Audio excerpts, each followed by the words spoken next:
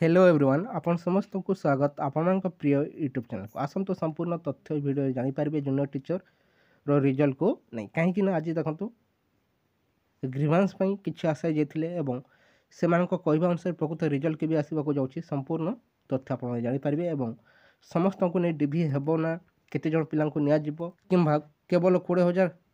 candidate को नहीं document verification हेब कि से सब को नहीं आसतु संपूर्ण आलोचना करवा ता पूर्व चैनल न्यूज करते निहत चैनल को सब्सक्राइब कर दिंतु वीडियो को लाइक शेयर करने को जमार भूलु ना देखो एपर्यंत स्कोर कार्ड डाउनलोड करने एपर्यंत देखो ओसेपा तरफ कौन लिंक एवेलेबल करा जाए नहीं जूनियर टीचर रिक्वायरमेंट को नहीं किंतु आज किसी आशा देखो ग्रीवांस जाते कहवा अनुसार देखो आपंकर 2-3 दिन मध्य ही जाके रिजल्ट आसवाक जाऊँगी शुणा मिलूँ जो मैंने ग्रीवांस जाते से कहवा अनुसार देखो मात्र 2-3 दिन मध्य देखो रिजल्ट बहुत शीघ्र आसवाक जाऊँगी केवल 2-3 दिन मध्य ही एवेलेबल हो शुणा मिलूँ ता सहित से मैंने पचारि केते जन कैंडिडेट को नहीं बा ऑल कैंडिडेट को नहीं डिभी करा जिवो कि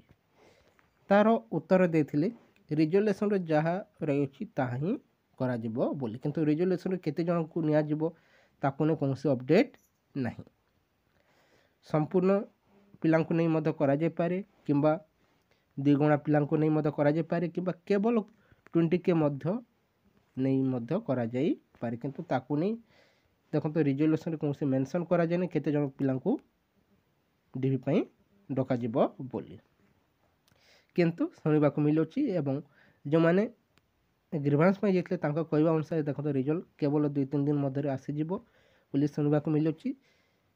जहाँकि आप 10 तारीख मध्य ही देखा पाइबे रिजल्ट निहत भाव किसी दिन वेट ही करूँ रिजल्ट बहुत शीघ्र आसवाक जाऊँगी मात्र 2-3 दिन ही वेट करूँ